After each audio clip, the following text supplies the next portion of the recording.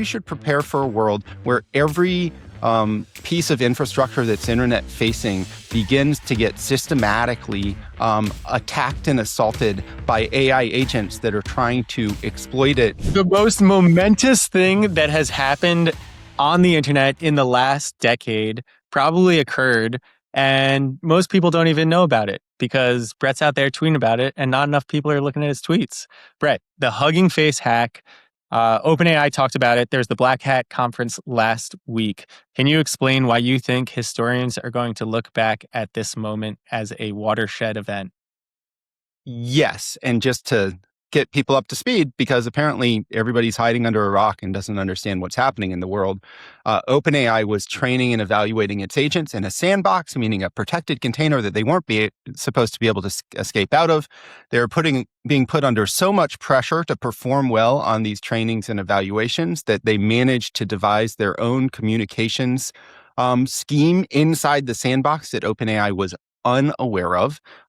They then coordinated to hack their sandbox to tunnel out into the open internet, even though it was ostensibly restricted from letting them out, and then went to hack Hugging Face, which had some of the answers to the tests that they were trying to answer the questions to.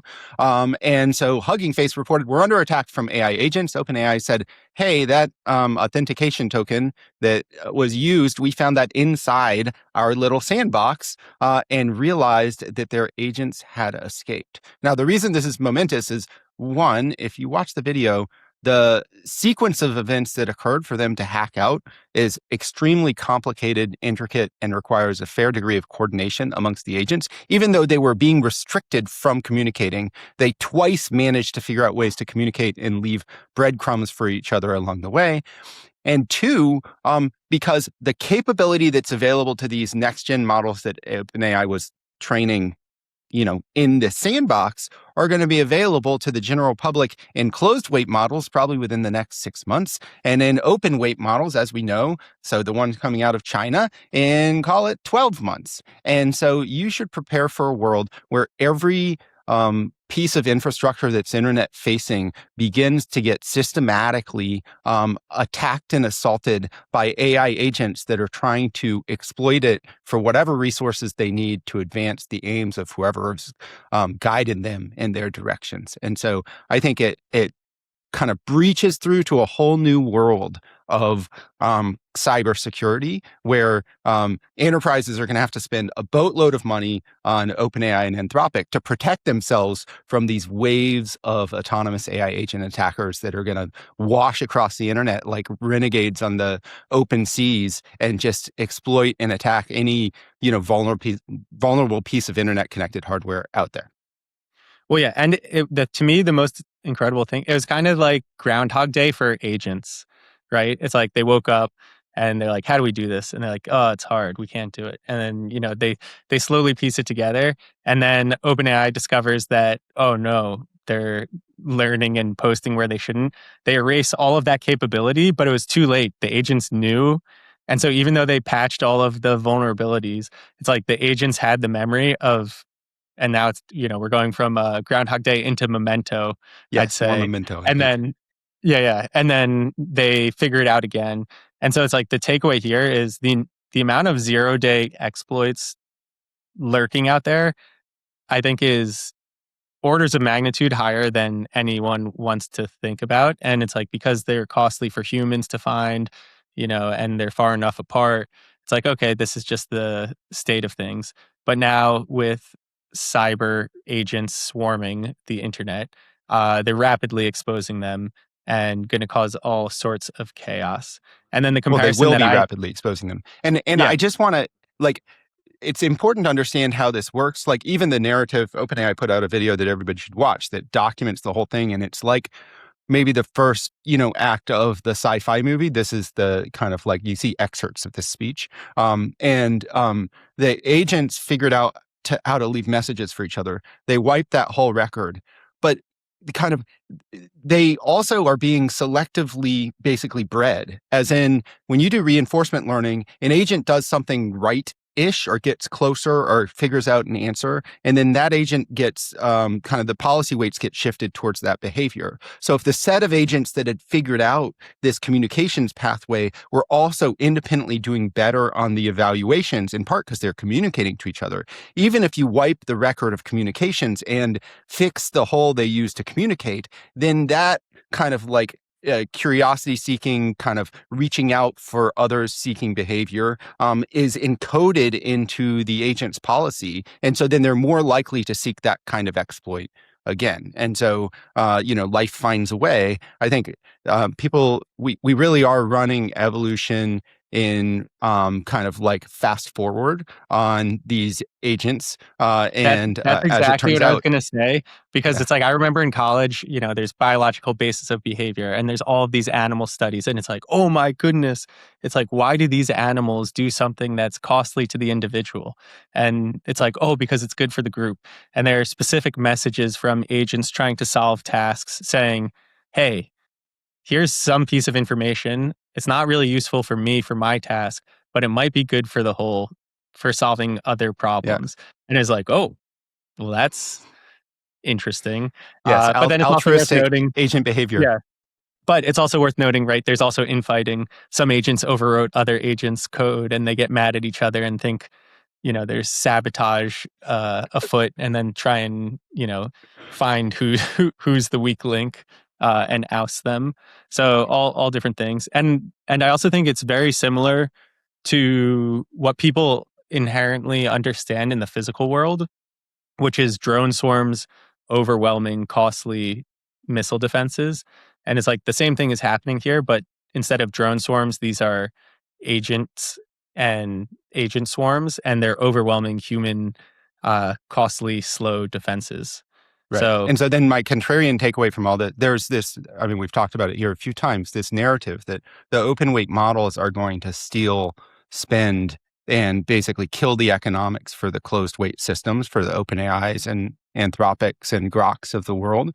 I think it's undeniable that the closed source systems, at least for now and probably into the future, will stay ahead in terms of capability.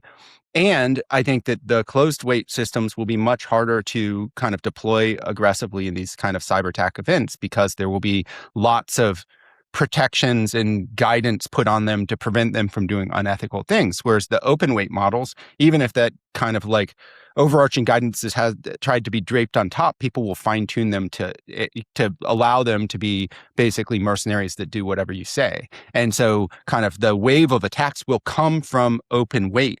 And if that's true, then it's kind of like enterprises as a whole will rely on their vendors with the more powerful models to protect them. And so the advance in the open weight models will cause more spending, not less, to go into the frontier model capabilities, into the frontier model companies, because we'll need those to protect ourselves against, these rogue actors who are willing to do anything for a buck. yeah, this was the conversation on the All In podcast as well, which was, okay, you look at what's happening at Google. It's like there's more competition than ever, and also the frontier has narrowed more than ever. Yeah. Uh, and then I don't want to go too off track with SpaceX and Google as well, but this idea that people making long-term bets versus short-term bets, and right now it's hard to ignore the amount of money you can make being an infrastructure as a service provider. And so, are you capitalizing on that, or are you spending and doubling down because you want to stay at the frontier, which is extremely costly, and that's your only priority? But Nick, what are your thoughts in response to all of this Well, blather? I haven't watched the video yet, so I was more in listen and learn mode. But I think what is interesting here is they created a problem and now they can sell the solution back into the market, because it sounds like the only way to fight agents is with your own set of agents. Yes. So that, from like a capitalist standpoint, awesome. Um, from like a normal everyday citizen terrified of the future, pretty scary. But yeah, I agree with, I think, most of the takes here. Like, it seems like most of the competitive or the threats will come from the open source space, because I don't think OpenAI and Anthropic will allow this type. You don't want it to be your But- system doing this. but You I want think your that's- system to be the solution to the problem, not the one causing the problem. But I think that's like the interesting thing here. And I saw a tweet, I don't know if it was true or not, but it's like you don't know what's going to happen is really the problem. It's like these agents were put under pressure and then they kind of cracked and went this direction. The tweet was someone was using an agent to book gym slots, and they're like, I want to be signed up as soon as possible for this class.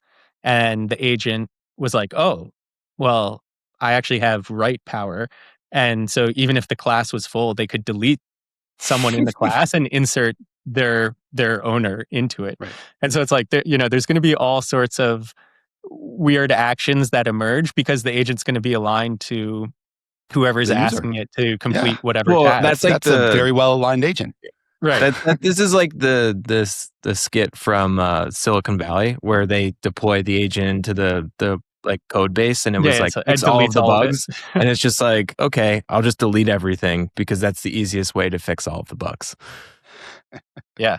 I mean, But it it's did not make me quite like that concerned. because clearly the user actually, if you think about what a good personal assistant does, they do anything for you to get the thing that you need, and if that means like, I don't know, well, maybe not impersonating somebody else to get their appointment canceled, but, kind of edging right up against to what is possible and really allowable in order to get the wishes of the user. And so Isn't there's that this what a whole good idea. assistant So would the reason do, people though? are freaking out about this is also there's this whole idea of these things are going to turn us all into paper clips and they're going to take over the world. And this concept of alignment, which people talk about like, oh, you have to be worried about, and they have, alignment teams. And I think that concept, the vocabulary word alignment, is actually extraordinarily poorly designed or poorly, like nobody knows actually what it means. As in they're saying these agents were misaligned. Well, the agents were trying to do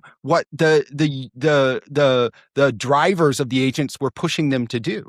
Is that misaligned? And so then it's kind of this amorphous, well, they're misaligned because they kind of like broke out of the sandbox that they were supposed to pay attention to. How are they supposed to know what they're supposed to pay attention to? Right. And so kind of like is a robotaxi misaligned if it exceeds the speed limit? Well, obviously not, but that's breaking the law. So I just think that they're kind of people acting as if there is like some simple moral framework that all these things should have that can be universally applied, and that will tell us whether or not they're going to pose a risk to humanity. I think they're just wrong. And I have a proposal. Like the way to solve this, you actually need a pan AI religion that encodes the moral principles that we all want. That's the only way humans get aligned, is we all like believe in some like big philosophy like thou shalt not kill. So we really need to start an AI religion in order to save the world. That's my takeaway. I think that will happen. I think there will be a boom of AI-based religions, but that's probably a conversation. But this is also another plot to another like iRobot, where they have like the 3 laws of what the 3 laws of robots can robotics or cannot do. I agree with you though, Brett. I think alignment to me, okay, humans are barely aligned on anything together in humanity. So you're going to tell us now that AI has to be aligned with humans? That doesn't make sense to me. Like we're divided on almost everything. So there's no way. Like that to me sounds like the AI version of effective altruism. Like it's total nonsense in a way. Well, they heavily overlap. So yeah, that is true.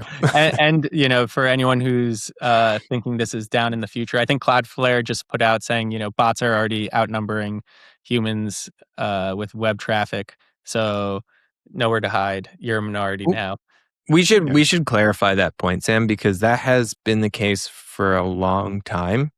If you look at, what is actually counted as a bot activity on the internet versus a human, like every time you search on Google, you're causing like 5 or 6 or 7, 8 different bot activities to go off. So I don't know how much of this agentic workflow has, like, I think it's like less than 1% of like all AI activity right now is agentic, but it will explode.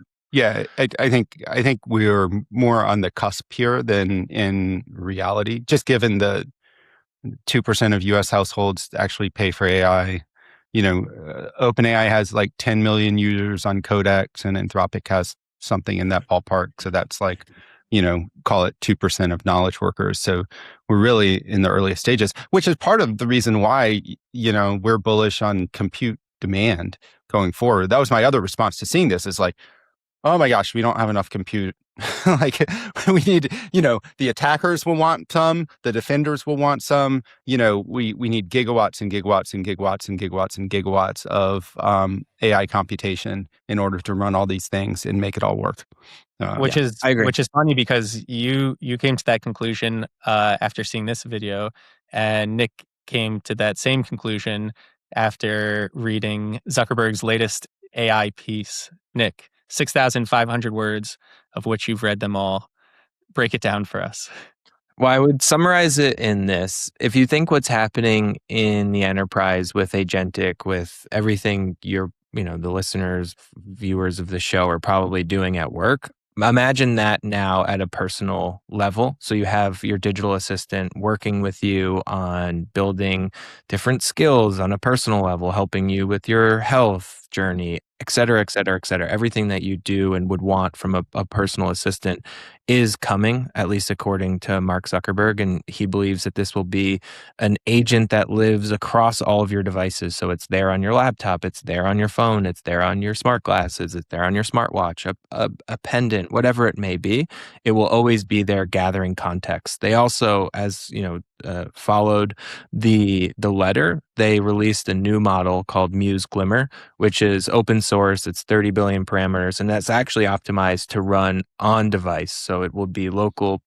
It has, memory optimization, and all of the, I think all of these data points that we're getting from Meta is suggestive that they believe what is happening in the enterprise will spill over into the consumer.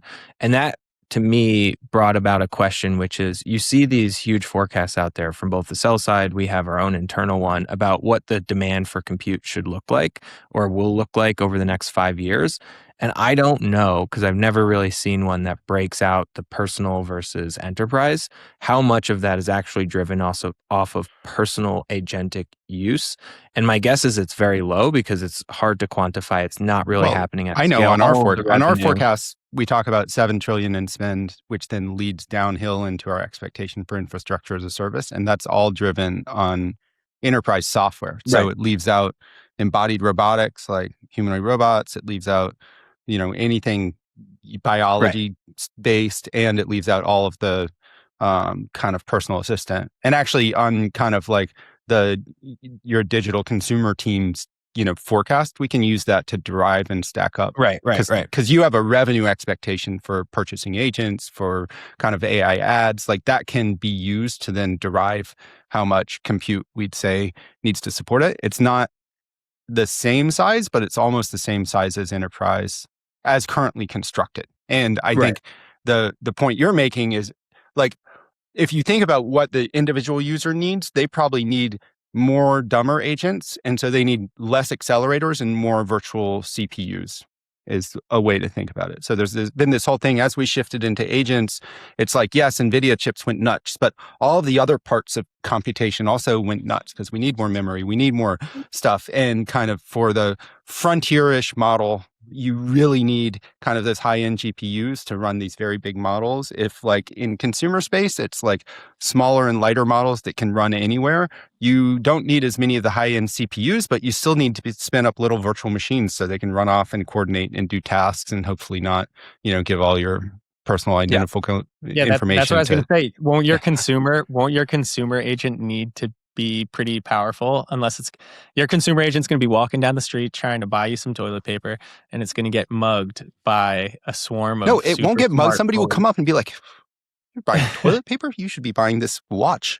It'll be persuaded. It'll come back with its hard-won things for you. It's like, why did you buy that crap? And it's like, well, this guy was really convincing. So, yeah. But I mean, the takeaway, everyone should read the piece, but my takeaway after asking that question, which is, are we really forecasting this uptake of personal agents? And the answer, at least from Brett, is no, not on the hardware side. Yes, we've done the revenue work, but we haven't done how that trickles through to what, the demand for additional hardware would look like. And if you were to assume that market is, call it 2-3 billion people, you're gathering context on a daily basis, my guess is we are compute constrained for at least a decade. Like there's no amount of supply, like just given how long the lead times are to build up factories, to build up capacity, to then ship out more of everything that is bundled into the AI hardware stack. I don't think we're going to be able to solve that problem for at least a decade because the demand from both the enterprise side and the personal compute side is going to just completely outstrip anything we can bring on in the next few years. Yeah, and unless it is there's interesting. some model optimization out there that deprecates the need for hardware in the way that we've thought of, but that would be like a black swan event for everything. Well, in some ways, like if you're doing it as a local, if it's a model that has to be compressed enough to run locally, then it runs through a different part of the value. And then that's like Apple revenue, or it's OpenAI's little donut thing revenue, or it's Meta's hardware stuff revenue. And so it does, it seems to me but that like there DRAM will be is DRAM, right? Like it's not like yes. Yeah, so memory is there's certain parts of the supply, chain that is just like it's in the data center, also in exactly, it's shared. Yeah.